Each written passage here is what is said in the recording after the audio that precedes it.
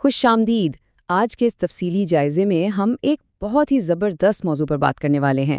ہم جنت کے پتے کی 9ویں قسط کی گہرائی میں جائیں گے اور ہمارا سارا فوکس حیا اور جہان کے کرداروں پر ہوگا۔ مطلب ان دونوں کے درمیان جو نفسیاتی اور جذباتی کھینچ تان چل رہی ہے نا، وہ کسی ایموشنل رولر کوسٹر سے کم نہیں ہے۔ تو چلیں بنا کسی دیری کے سیدھے کہانی میں ڈائیو ان کرتے ہیں اور اس الجھی ہوئی ڈائنامک کو سمجھتے ہیں۔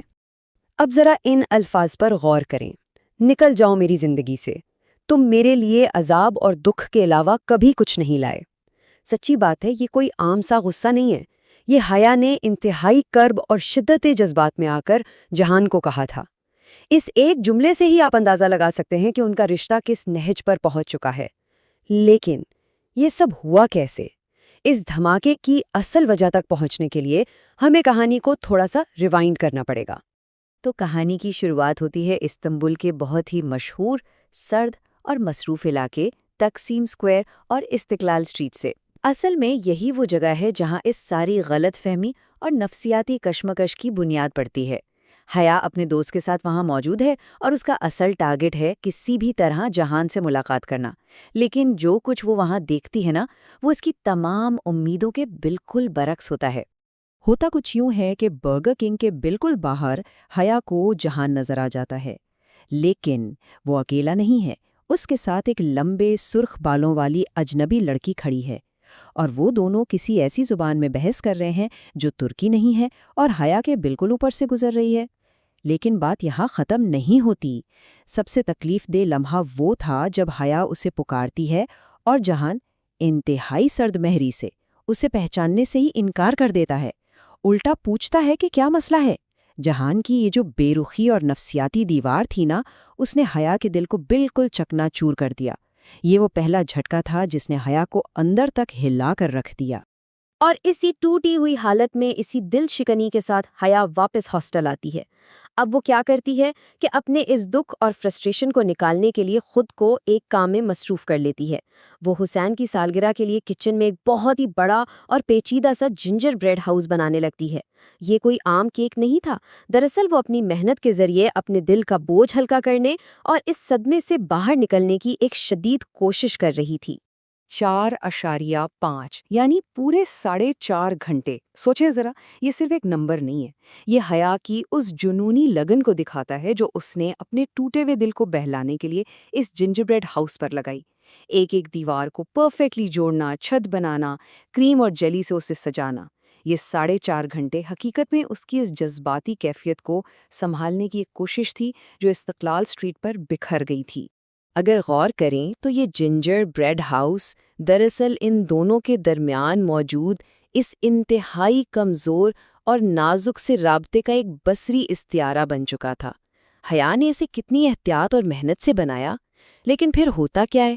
جہان تیزی سے اندھا دھند دروازہ کھولتا ہے، حیا کا بیلنس آؤٹ ہوتا ہے، اور وہ 4.5 گھنٹے کی محنت، وہ جذباتی اٹیچمنٹ محض 1 سیکنڈ میں زمین پر گر کر ٹکڑے ٹکڑے ہو جاتی ہے۔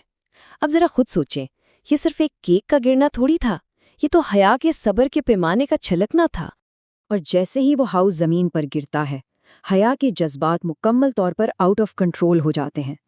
اس کی وہ دہلا دینے والی چیخ، پھر ٹوٹے ہوئے کیک کے ایک ٹکڑے کو اٹھا کر پوری طاقت سے جہان کے منہ پر دے مارنا، اور پھر روتے ہوئے اس جمتی ہوئی سردی میں باہر بھاگ جانا، یہ حیا کے کردار کی وہ شدت اور حد درجہ جذباتیت ہے جو اس سے جہان کی بالکل اپوزٹ کھڑا کر دیتی ہے۔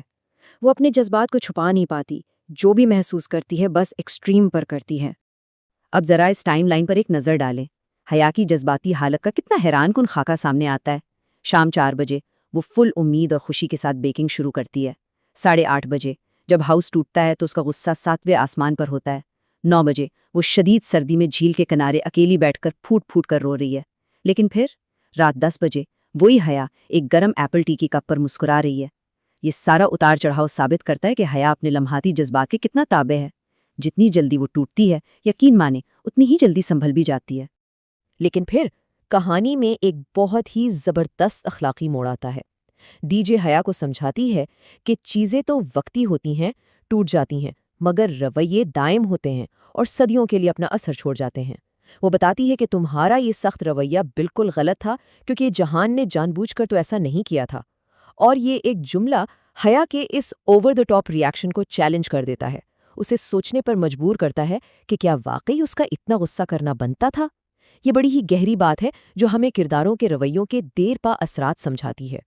تو چلیں اب رخ کرتے ہیں جان کی طرف، جہاں حیا اتنی زیادہ ایموشنل ہیں، وہیں جان صلح اور معافی کے لیے ایک بالکل ہی مختلف، بہت ہی پریکٹیکل راستہ اپناتا ہے۔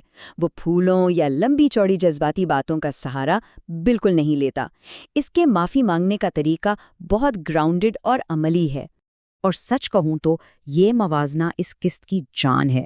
ایک طرف حیا کی جذباتی اور ایکسپریسو پرسنالٹی ہے جو چیخ کر اور رو کر اپنے غصے کا اظہار کرتی ہے، اور دوسری طرف ہے جہان جو انتہائی پریکٹیکل، سنجیدہ اور کم گو ہے۔ وہ باتوں کے بجائے ایکٹس آف سروس یعنی اپنے عمل کے ذریعے معذرت کرتا ہے۔ یہی وہ چیز ہے جو ان دونوں کو ایک دوسرے سے بالکل مختلف بناتی ہے۔ جہان الفاظ سے زیادہ ایکشنز پر یقین رکھتا ہے، اور سچ پوچھئے تو یہی اس کے کردار کی اصل طاقت ہے۔ اب ذرا اس کے پریکٹیکل اقدامات دیکھیں۔ وہ حیا کی اتنی کڑوی باتوں کے باوجود سردی میں باہر کھڑا خاموشی سے اس کا انتظار کرتا ہے۔ پھر وہ کچن میں جا کر سارے جھوٹے برتن اپنے ہاتھوں سے دھوتا ہے، اور تو اور وہ اپنی گاڑی سے ٹول باکس لا کر وہ خراب آٹومیٹک چولہا بھی ٹھیک کر دیتا ہے۔ یہ چیز حیا کو لٹرلی حیران کر دیتی ہے۔ جہان کا یہ محنت کشوں والا انداز، اس کا یہ ورکنگ کلاس روپ حیا کے غصے کو پگھلا کر رکھ دیتا ہے۔ وہ باتوں سے نہیں، اپنے کام سے ثابت کرتا ہے کہ اسے واقعی افسوس ہے اور اسے معاملات کو سلجھانا آتا ہے۔ تو جب کچن میں سب کچھ نارمل ہو رہا ہوتا ہے، وہ چائے پی رہے ہوتے ہیں، صلح صفائی چل رہی ہوتی ہے، کہ اچانک ایک پر اسرار فون کال اس کہانی میں ایک سنسنی خیز موڑ لے آتی ہے۔ یہ کال اس پرامن اور ریلیکسڈ ماحول کو بڑی بے رحمی سے توڑتی ہے اور ایک نیا ہی ٹینشن کریٹ کر دیتی ہے۔ ہوتا کیا ہے کہ ایک نامعلوم نمبر سے کال آتی ہے۔ فون کرنے والا شخص اپنا نام عبد الرحمن پاشا بتاتا ہے۔ اس کا لہجہ ممبئی کی اردو جیسا تیکھا ہوتا ہے، انداز بے حد سرد اور دھمکی آمیز، اور سب سے خطرناک بات، اس کا ٹارگٹ حیا ہے۔ یہ ساری ڈیٹیلز بتا رہی ہیں کہ خطرہ کتنا قریب آ چکا ہے۔ لیکن یہاں سب سے قابل غور اور زبردست چیز یہ تھی کہ جہان فوراً ایک محافظ کی طرح آگے بڑھتا ہے اور حیا کے ہاتھ سے فون چھین لیتا ہے۔ خطرے کے وقت جہان کا یہ فوراً ایکشن میں آنا اس کے کردار کا ایک بے حد پاورفل اور پروٹیکٹیو پہلو دکھاتا ہے۔ خیر، اس پریشان کن کال کے باوجود بات ایک کافی پازیٹیو نوٹ پر ختم ہوتی ہے۔ جہان حیا کو ہفتے کی رات 8 بجے استنبول اسٹریٹ پر ڈنر کی دعوت دیتا ہے، اور حیا فوراً مان جاتی ہے۔ مطلب ذرا سوچیں، وہ لڑکی جو کچھ گھنٹے پہلے ٹوٹ کر رو رہی تھی، اب خوشی سے گنگناتی ہوئی اپنے بیڈ پر جا رہی ہے۔ یہ ملاقات ان کے رشتے میں ایک نئی صبح کی امید جیسی لگتی ہے، اور حیا کی اس معصومیت اور اس کے موڈ میں تیزی سے آنے والی شفٹ کو بڑی خوبصورتی سے دکھاتی ہے۔ اور اسی کے ساتھ ہمارا آج کا یہ تفصیلی جائزہ اپنے اختتام کو پہنچتا ہے۔ لیکن جاتے جاتے یہ کہانی ایک بہت بڑا اور پراسرار سوال چھوڑ کر جا رہی ہے۔ یہ عبد الرحمن پاشا آخر ہے کون؟ کیا یہ بس کوئی رانگ نمبر تھا، یا کسی آنے والے بڑے طوفان کی وارننگ؟ اور سب سے بڑھ کر ہفتے کی رات 8 بجے کا یہ ڈنر ان دونوں کی زندگیوں میں کیا نیا موڑ لے کر آئے گا؟ ان کے کرداروں کا یہ سفر یقیناً ایک نئے اور نامعلوم راستے پر نکلنے والا ہے۔ تو یہ تھا ہمارا آج کا انالیسس۔ دیکھنے کا بہت بہت شکریہ، اور ان سوالوں کے جواب ملنے تک اپنا تجسس یوں ہی برقرار رکھیے گا۔